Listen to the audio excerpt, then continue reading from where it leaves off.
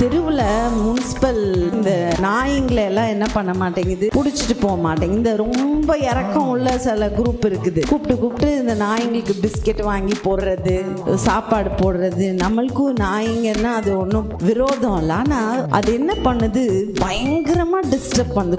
கூட்டமாக பெருகி சர்ச்சுக்கு வெளியே கால் வச்சாலே நீங்கள் என்னதான் பார்க்கலாம், நாய்கள் செய்கிற அழுக்கு, தெரு ஃபுல்லாக அழுக்கு. சரி, அதை க்ளீன் பண்ணுறாங்களா?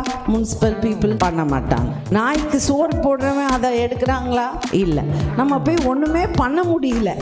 இப்படி இந்த நாய்க்கு சோறு போட்டிங்கன்னா அது சாப்பிட்டு நம்ம வாசல்ல என்ன பண்ணிடுது, அழுக்கு பண்ணிட்டு போகுது. அந்த மாதிரி நீங்கள் பிசாசுக்கு சாப்பாடை போடுற வரைக்கும் அது உங்களுக்கு ஒரு நன்மையும் செய்வது இல்லை.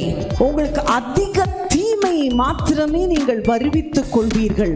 ஆனால் பிசாசுக்கு எது சாப்பாடு என்பதை நான் உங்களுக்கு திரும்பி பல காரியங்களாய் காண்பித்தேன். இந்த உலகத்தின் மேலே நீங்கள் கொண்டிருக்கிற அன்பு பிசாசு உங்கள் வாழ்க்கையில கிரியை செய்வதற்கு நீங்கள் திறந்து விடுகிற ஒரு பெரிய கதவு. உலகத்தின் மேலே அன்பு அப்படின்னு சொன்னா அப்போ உலகத்துல ஒரு பரதேசி மாதிரி இருக்கணுமா, ஒரு சன்னியாசி மாதிரி இருக்கணுமா? இல்லை.